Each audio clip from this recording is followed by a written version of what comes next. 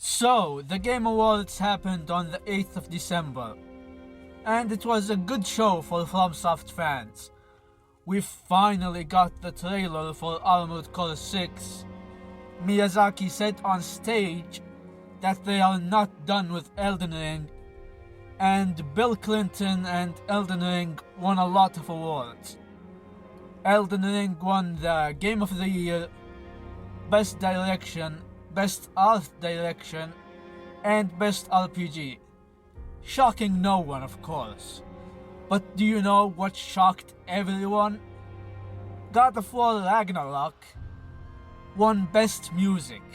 Like, what the hell? Nobody thought this was deserved at all. Another thing that shocked me, but not really, is that I haven't seen a lot of Elden Ring fans say anything about this. I've seen a lot of Xenoblade fans talk about it, but not the Elden Ring. Which isn't that surprising, to be honest, because ever since the game released, there has been this consensus, or whatever the word is, that the music of Elden Ring isn't that good, and it's inferior to the other FromSoft games. I've seen this opinion shared everywhere. People on social media will talk about how they don't really listen to the Elden Ring OST, and in reviews people barely mention the music, and some other Souls YouTubers like Scott Jund and Crunchy, great lore channel by the way, in his critique of Elden Ring, he said that even FromSoft think that the music of the bosses is interchangeable to the point that Melania and Margit had the same OST in version 1.0. I highly recommend you check his critique because it's really good. However, his point about the OSTs being interchangeable is the only thing that is objectively wrong, for multiple reasons. Reason number one, theme and lore. You can't really take Godric's OST and put it over Radahn, or the Fire Giant, or Malekith. It just won't work. Reason number two, even FromSoft don't think they are interchangeable. If you've played the game more than once, or listened to the OSTs more than once, you'll realize that Margit's OST is just a calm version of Morgoth's OST. The same thing for Godfrey's Shade and Godfrey the First Elden Lord. And the same thing also applies for Mohg the Omen and Mohg the Lord of Blood, basically the Golden Lineage. The superior version of the fight has a different OST than the lesser version.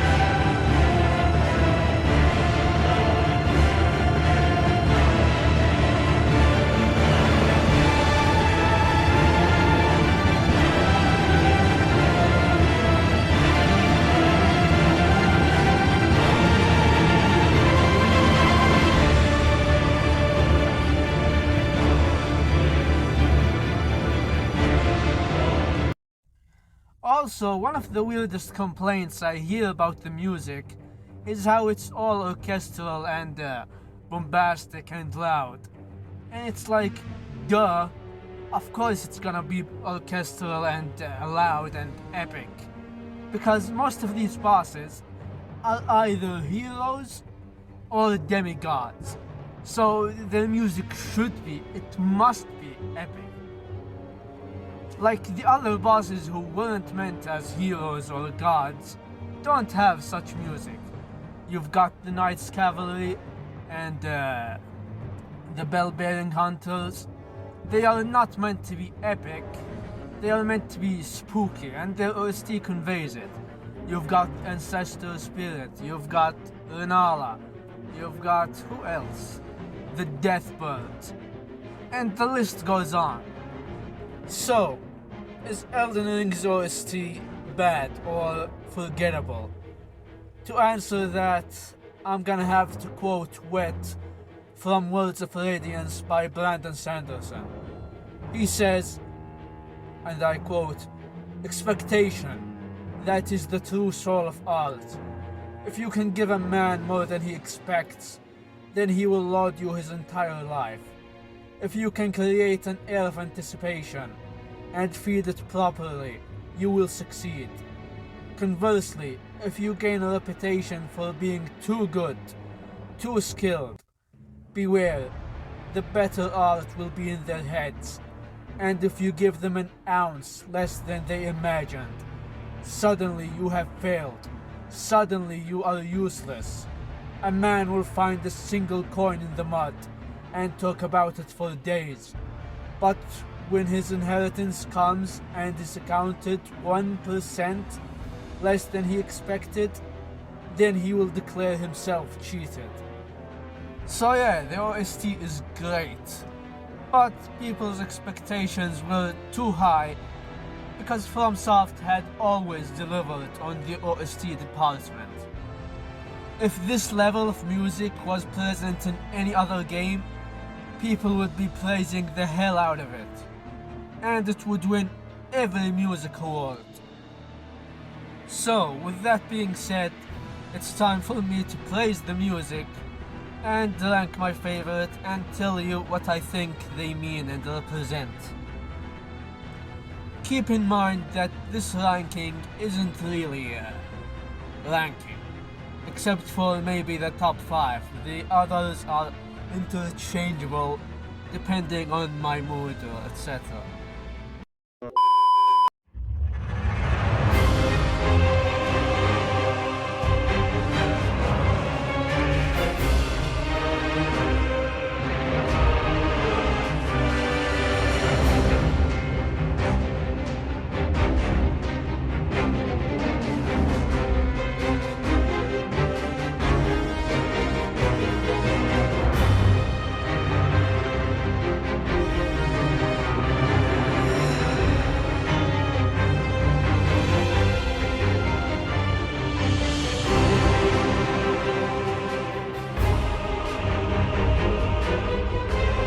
Yeah, we are starting strong with the L3 Knights OST.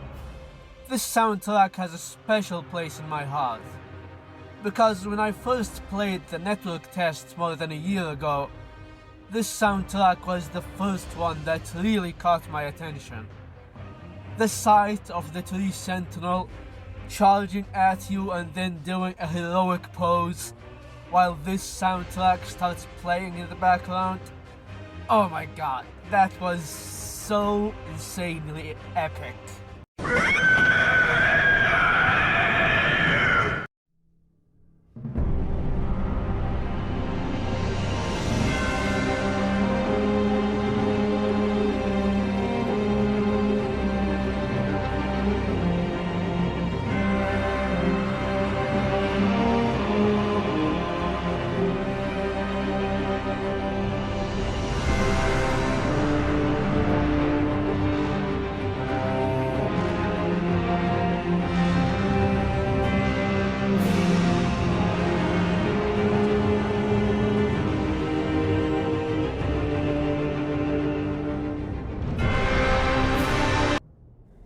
Next comes the Fire Giant OST, which I really think is an underrated one, and means a lot to the Fire Giant fight.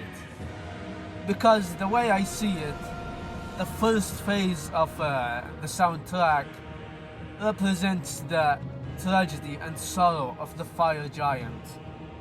The tragedy of him losing his people, the tragedy of him being cursed, and the tragedy of him having to walk barefoot on snow. And the second phase of the OST represent the wrath of the fell god.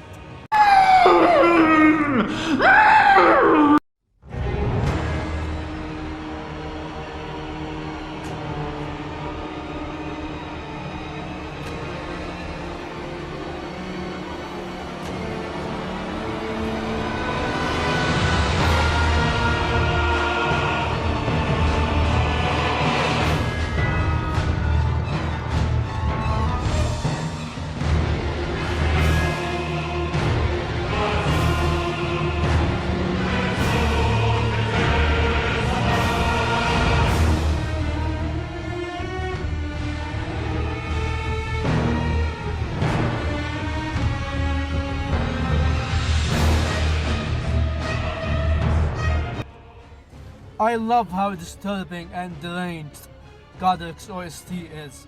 It captures his personality really well.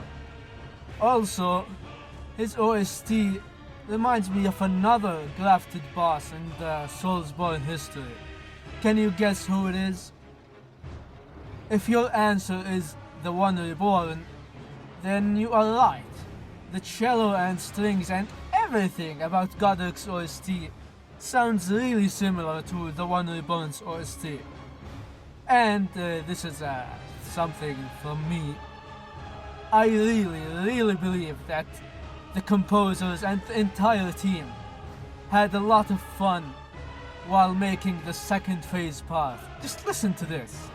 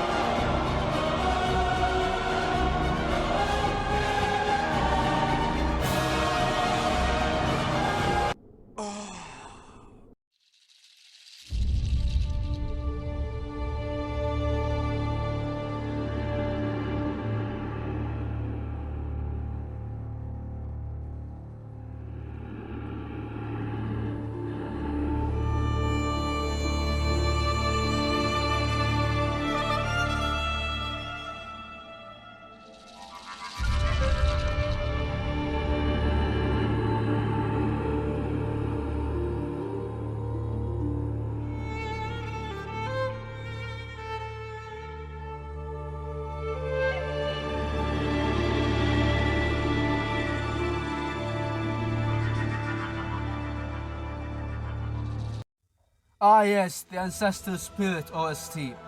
Who would have thought that one of the best and most unique pieces of music in the game will be on this list?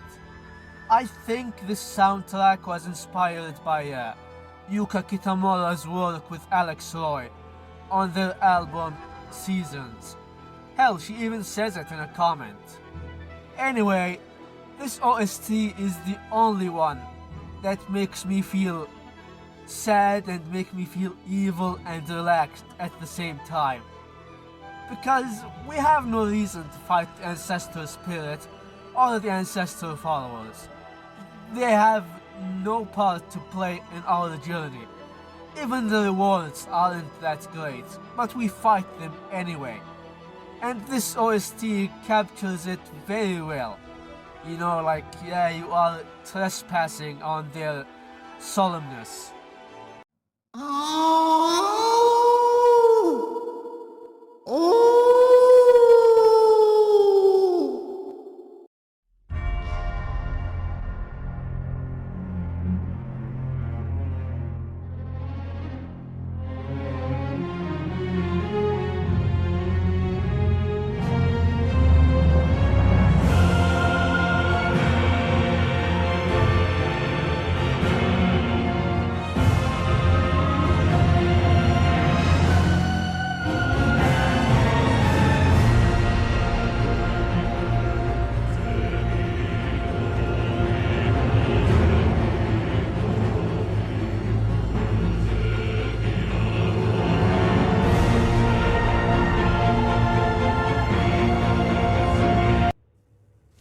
Next is Moog.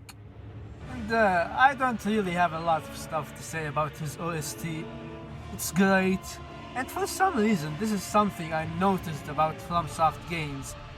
Anyone who is a pope, or looks like a pope, has some of the most crazy music ever.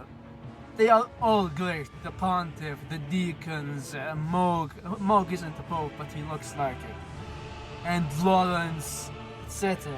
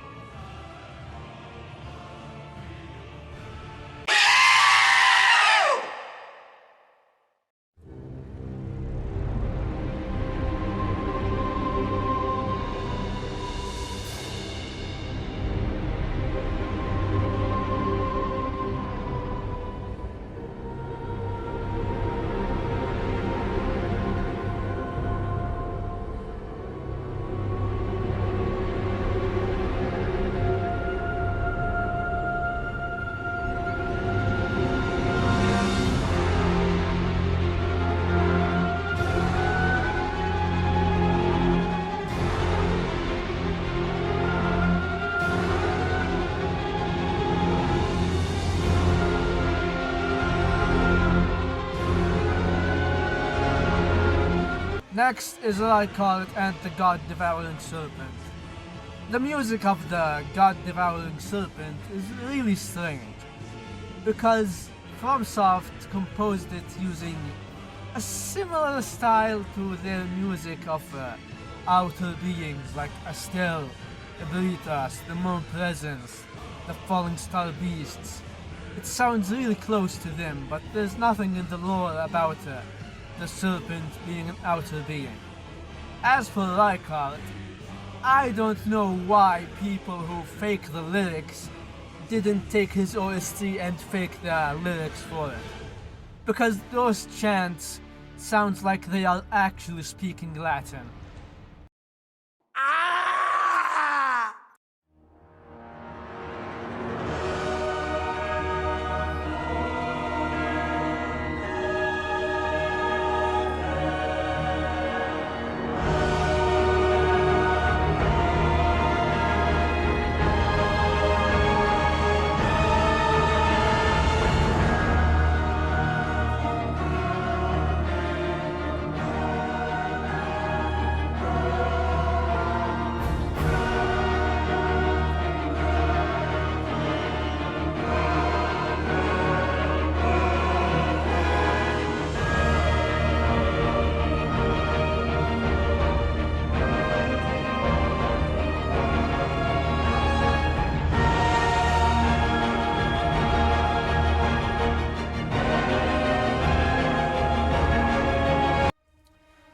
Yeah, Godskin Apostles. Everyone agrees that this is one of the best in FromSoft history, not just in Elden Ring.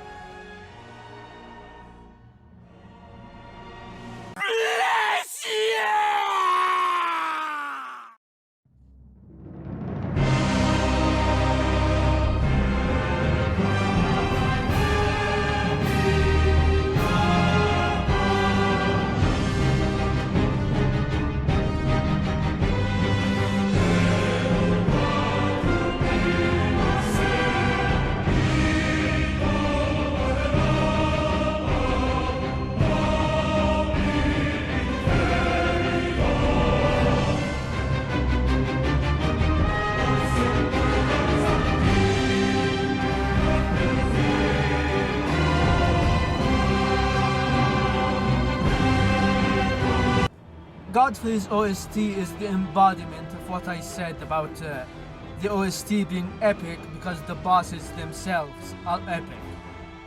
Because this OST right here is the most bombastic, loud, and exciting one to listen to.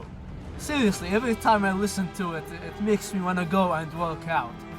Also, it sounds dignified, representing the dignity and the honor of Godfrey himself. But when Phase 2 hits, it completely changes. It becomes beastly and berserkish, or whatever you want to call it. He goes wild, and his music goes wild with him.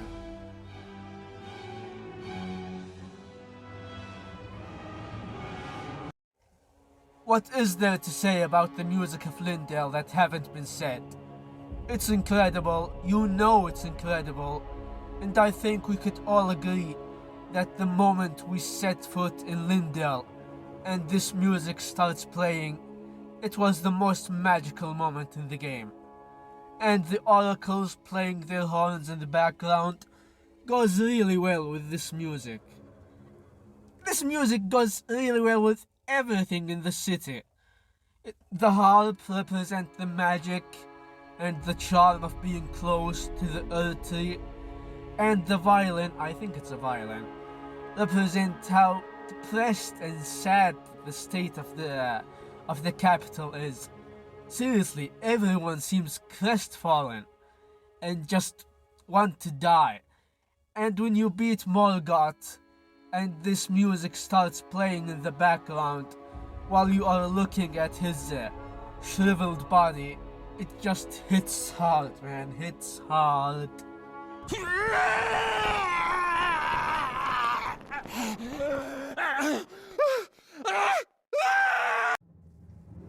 Okay, we are now at the top 5 territory. And it's at this point that I'm gonna sound incoherent and redundant as fuck. Because I'm so passionate about these OSTs, they are all really good. So yeah, if you think I sound weird, it's because I sound weird.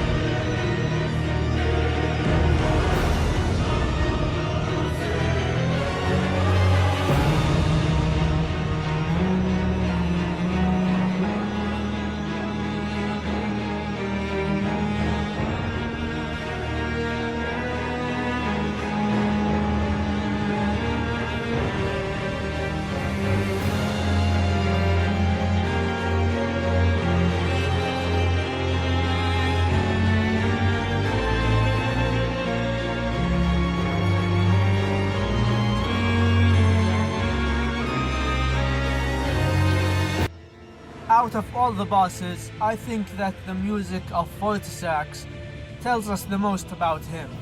Unlike any of the other dragons like Agil, Lanciax and Placidusax, his music doesn't make me feel the sense of being ancient. It feels heroic, which I think is the concept behind Fortisax.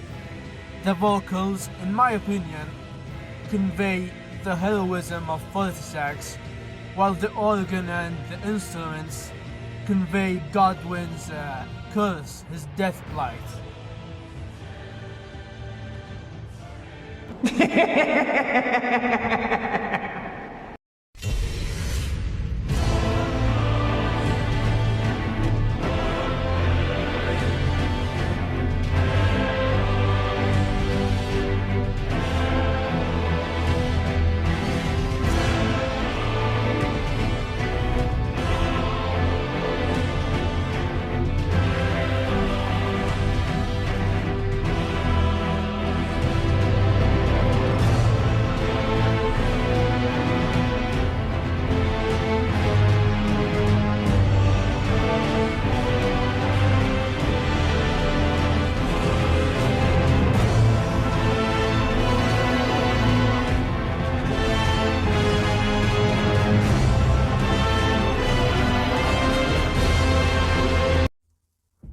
When I first heard Radagon's OST, I jumped from my chair. I could not believe that the mad lad Soka Saito have used the main menu OST as the final boss OST. It was crazy. Like, we've been listening to this music for like 2 years. 2 years, and they used it as the final boss theme. Like, let that sink in. Let that sink in. Also, this ties back to the point I said about Godfrey and the other bosses' OSTs. Radagon is the final boss, and he's a hero and a literal god. So his music is also bombastic and epic.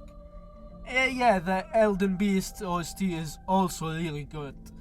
There's a part in it where it makes me full of hope. It's weird, but it's also good.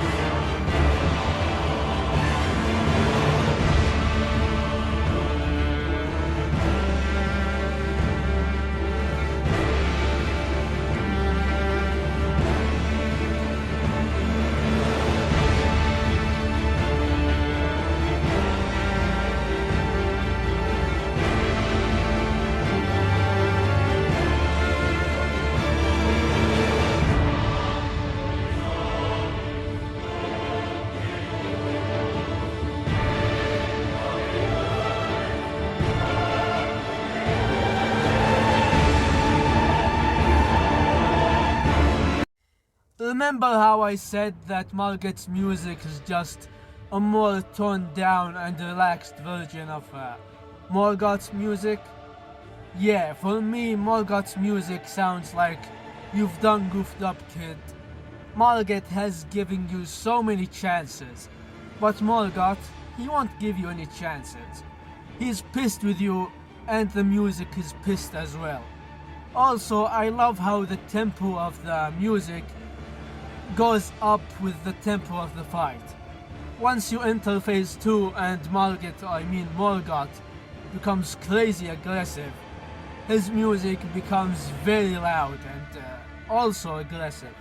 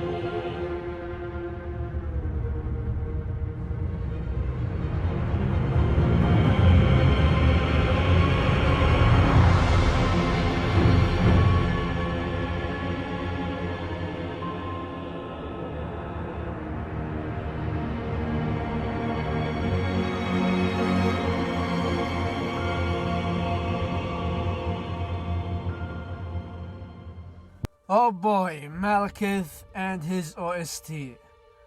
I don't think it's a stretch to say that Malekith is the most depressed and broken character in the game. He's been robbed, he's been backstabbed and betrayed, he's suffered a lot. And his OST conveys that really well. The first phase OST sounds sad and melancholy and solemn. But in the second phase, where he finally reunites with his blade, It still sounds sad, but at least it have a little bit of epicness and power to it. Also, his OST might be the only one in the game, or maybe in all of gaming, that actually makes me feel depressed and tight chest, It feels weird when I listen to it. It really reminds me of Ludwig from Bloodborne. The first phase OST was disturbing because he was a monster, and the second phase was epic because he's now a warrior.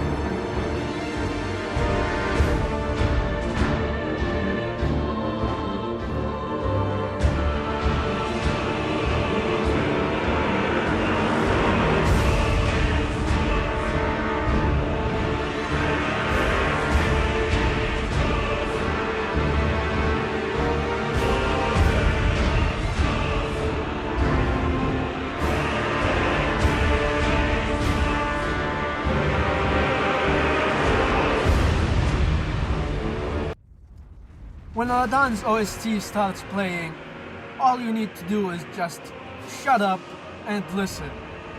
This OST is pure perfection, and I honestly cannot believe how many people have said that they've never ever heard the second phase of it. It's crazy good, and it's crazy how many people say that. Like seriously, I'm gonna shut up and let you listen because I have nothing to say. No, I'm kidding, I'm not gonna shut up because I also have a lot to say. When this OST starts playing, it makes me want to stand up and do a standing ovation, or do any honorable gesture for my man General Radahn. Also, I think I'm gonna put Song of Honor in the same level as this OST because it's crazy how good that OST is. I'm just sounding redundant at this point because I'm speechless. So yeah, I'm gonna shut up for real now.